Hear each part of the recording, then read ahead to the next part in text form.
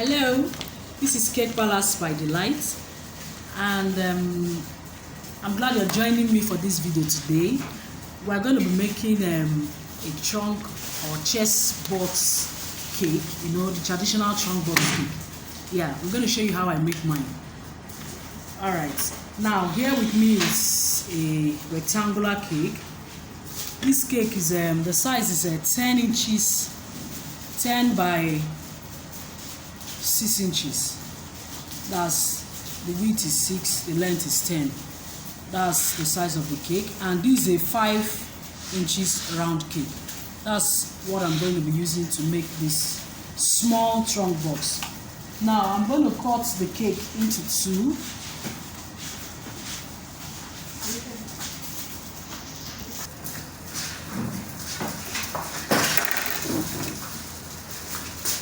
So I'm going to cut this cake into two parts. Now it depends on the size of the trunk box you want to make. If you want to make a bigger one, actually I'm making a small one. So you just cut it based on how you want to do it. You can use a bigger pan.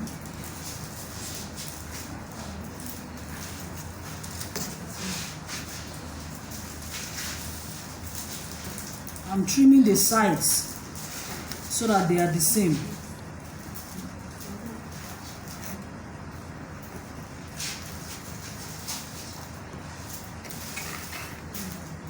Remember I said if you want it bigger, if I wanted the box bigger than this, then I will have to bake layers of that 10 by 6 size. I'll bake like 3 layers depending on the height or the size of what I want. So I'll bake it and put them together.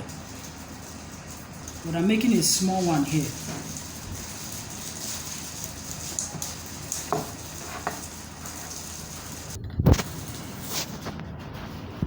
Okay, now I need to explain this.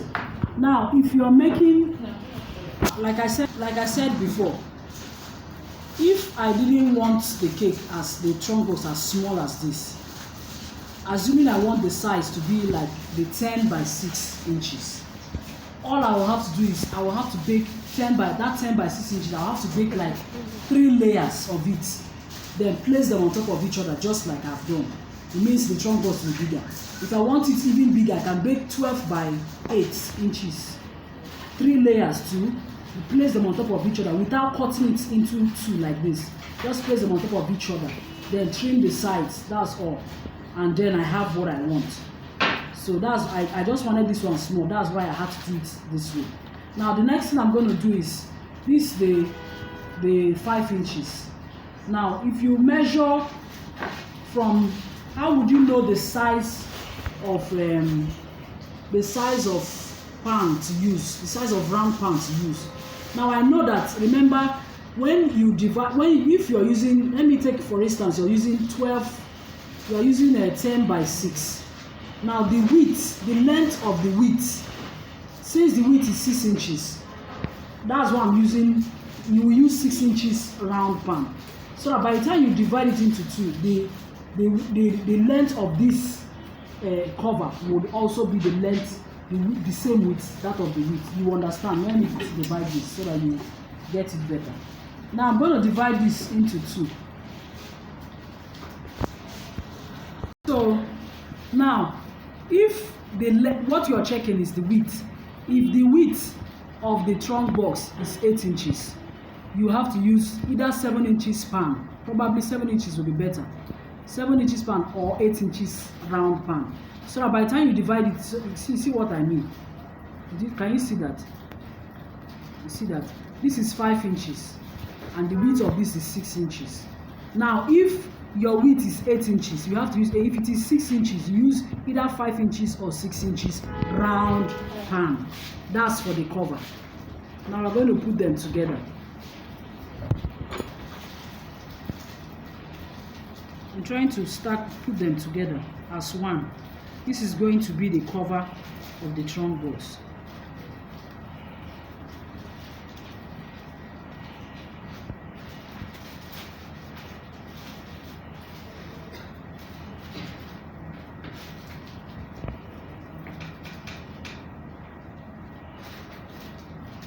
I'm going to still do some little trimming, but then this is what it should be like before you start trimming. Now if you see, you trim it just gradually, little at a time, so that you don't over trim.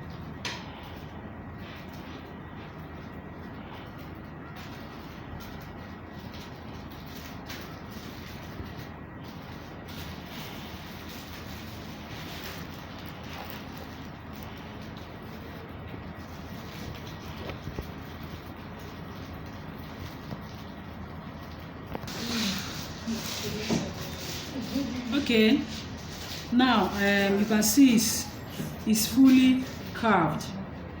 I have finished doing the carving. I had to place the cover on top of the box so that I can be able to carve it together and get what I want. Did you see that? So I'm going to decorate these two differently. How do I do that? I'm going to cut a carton, or probably you can use a cardboard or use a carton, cut it to size. It's supposed to be under this, and then we crumb coat it before we cover with fondant.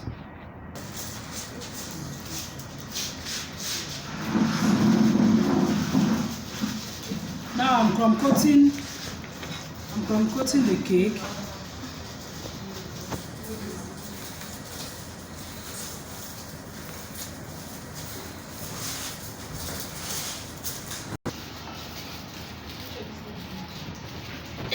Okay, I think I'm done. This is the box. We're going to go on to crumb coat the cover.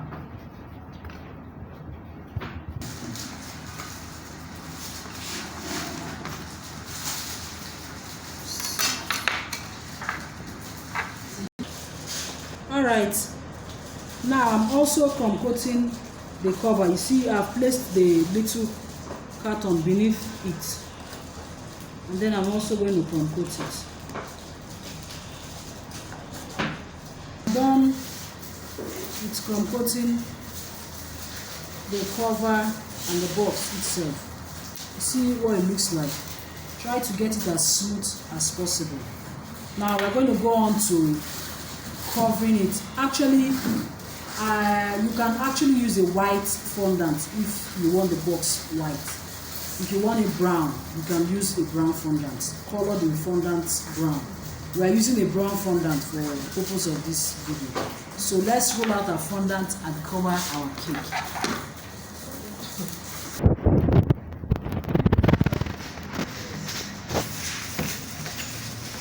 Alright, I've rolled the fondant. I had to roll it this long because I want to do the wraparound. I want to do the wraparound method. I'm going to wrap it around the cake. Now you can either do the paneling method where you have to cut 4 sides, 4 pieces like this, or probably 5. 1 on top, 1 in front, 1 behind, 1 right, left, and 1 by the side. Okay, but what I've just done is I'm going to use this for the top of the box, and then I'll wrap this around the box. Then one more thing I want to do, I want to make it look like a wood. I had to use this embosser, and I will emboss on it.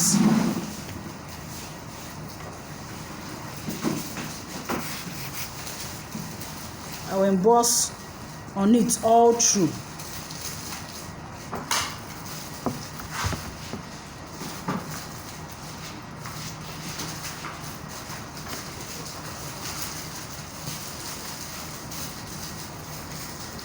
This is the wood effect embosser.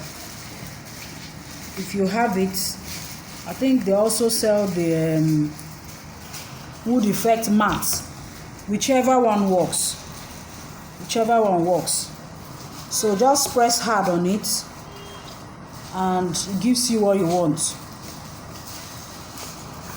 Now you see the effect on the fondant. Now I'm going to cover the cake. This is the top of the cake.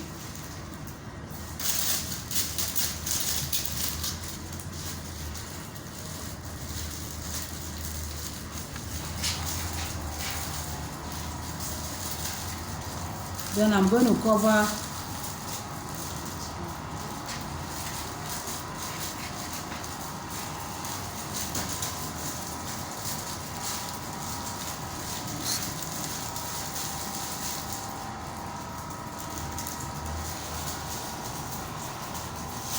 starting from one end.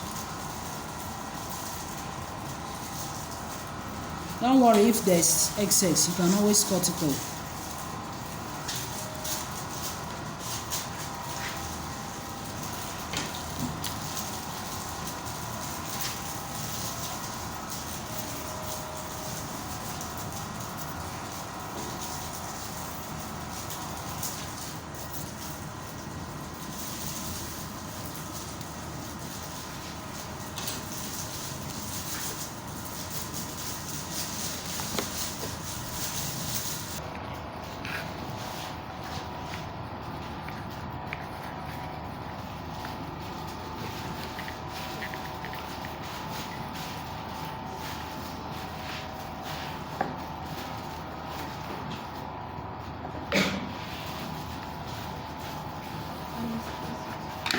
So we're going to cut through.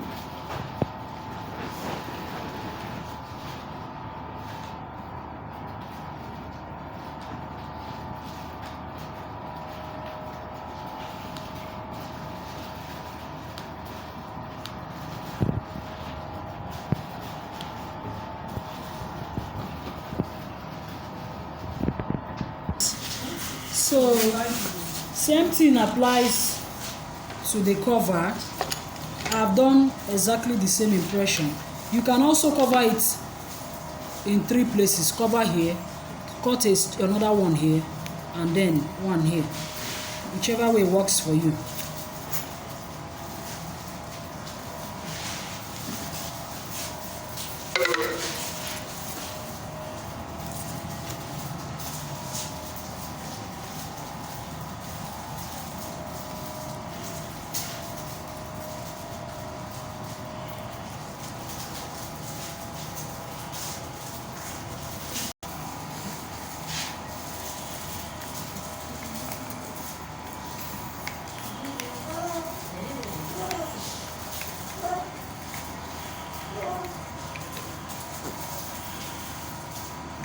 Just to define the edges.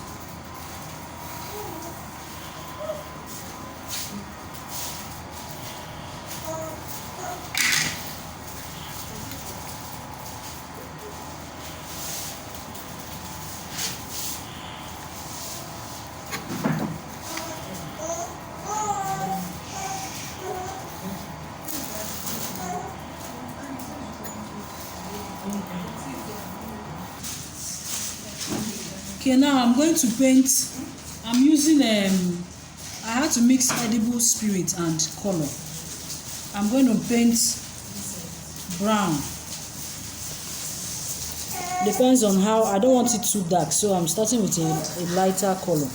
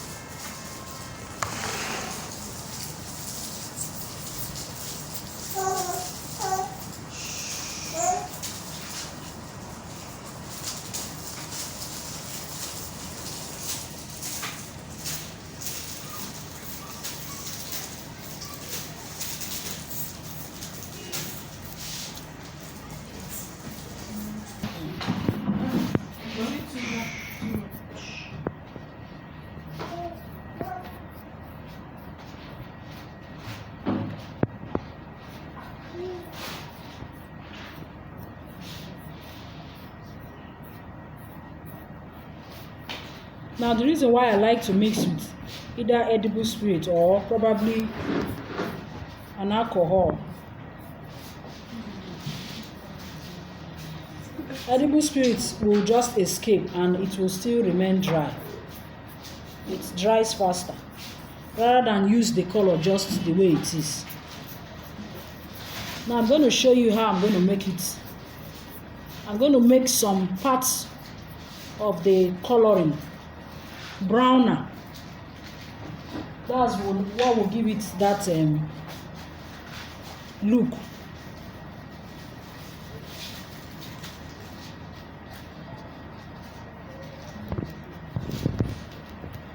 Some parts will look a bit darker than the others. That's what gives it that look. Okay.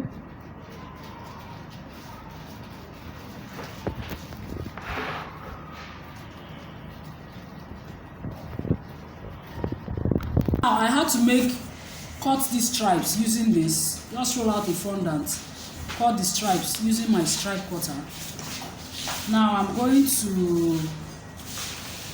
using Crisco. I'm applying the stripes on the sides of the cake. I'm going to paint this gold, the four sides and at the base too.